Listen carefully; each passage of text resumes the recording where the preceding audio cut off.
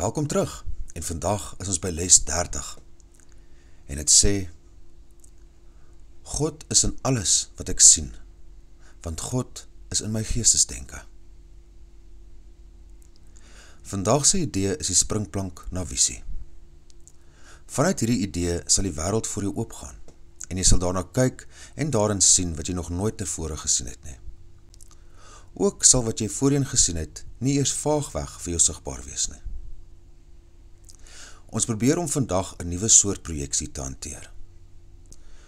Ons gaan nie probeer om ontslae te raak van dit waarvan ons nie hou deur dit buite ons te sien nie. Ons probeer in plaas daarvan om in die wêreld te sien wat in ons geestesdenke is, en wat ons wil sien, is daar. Ons probeer dus om te verbind met wat ons sien, eerder as om dit weg van ons af te hou. Dit is die basiese verskil tussen visie en die manier waarop jy sien. Vandag se idee moet so dikwels moontlik hierdie dag toegepas word. Wanneer jy ook al oomblik beskikbaar het, herhaal dit stadig vir jouself terwyl jy rondom jou kyk, en probeer besef dat die idee geld vir alles wat jy nou sien, of nou sou kon sien as dit binne jou gesigsveld was. Ware visie is nie beperk tot konsepte soos naby of ver nie.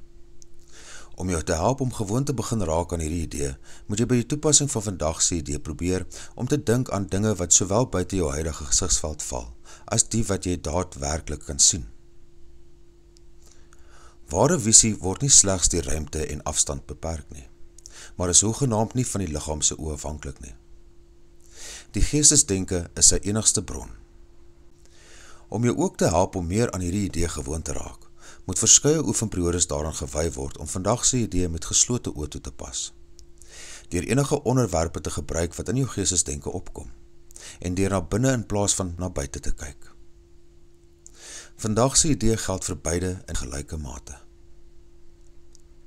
Dankie dat jy hier is. Onthou om die les te oefen. Vergewe, sien anders, leef in